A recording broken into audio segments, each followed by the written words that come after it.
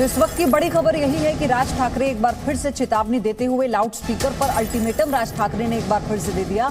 उन्होंने कहा कि अगर उनकी बात नहीं मानी गई तो उन्हें आता है अपनी बात को मनवाना। 4 मई तक महाराष्ट्र से लाउड स्पीकर हटाए जाएं।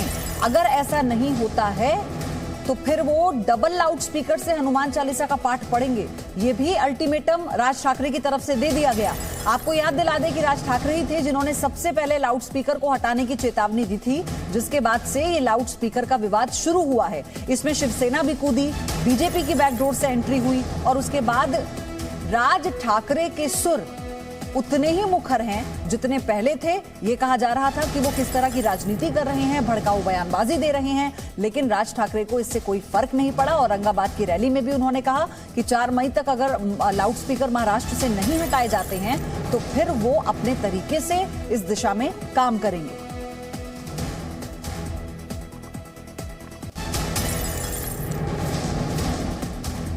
हालांकि संजय राउत शिवसेना नेता, उन्होंने इसे बीजेपी का भोंपू करार दिया। बीजेपी ने भी कहा कि इस तरह की राजनीति नहीं होनी चाहिए, लेकिन ये कहा जा रहा है कि जिस तरह से नजदीकियां बढ़ रही हैं तो क्या ये महाराष्ट्र की राजनीति में एक नया संकेत है। लेकिन इसी के साथ शिवसेना और महाराष्ट्र के मुख्यमंत्री उद्धव ठाकरे इस पर चुप हैं, लेकिन कई गंभीर आरोप उन्होंने भी बीजेपी पर लगाए और राज ठाकरे पर भी लगाए। उन्होंने ये कहा कि ये एक नकारात्मक राजनीति है और देश को बांटने की तरफ ये राजनीति की जा रही है।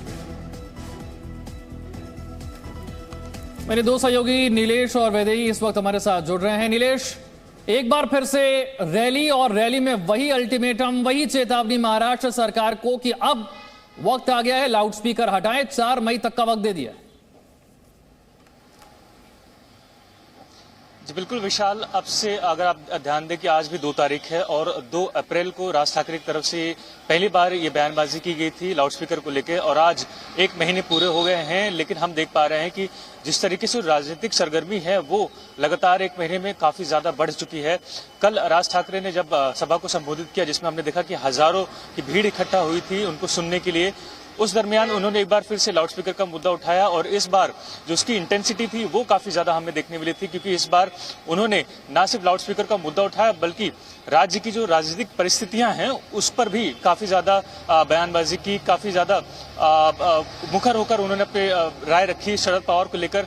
अक्सर हम देखते हैं कि महाराष्ट्र की राजनीति में कोई शरद पवार का नाम लेकर उनके अगेंस्ट जाना नहीं चाहता, लेकिन कल राज ठाकरे ने सीधे तौर पर शरद पवार का नाम लेते हुए महाराष्ट्र की राजनीति में जो हलचल मची है उसका जिक्र किया। उन्होंने यूपी के सीएम योगी आदित्यनाथ का जिक्र किया। उन्होंने कहा कि अगर महाराष्ट्र में लाउड स्पीकर नहीं हट पा रहे हैं, जबकि यूपी में कार्रवाई हो चुकी है और 60,000 के करीब जो लाउड स्पीकर हैं, अवैध लाउड स्पीकर, उन्हें उतारा जा चुका है, तो भला महाराष्ट्र सरकार ऐसी चीजों से पीछे क्यों हट रही है। Presenting B News app available on Google Play and App Store. Download it now.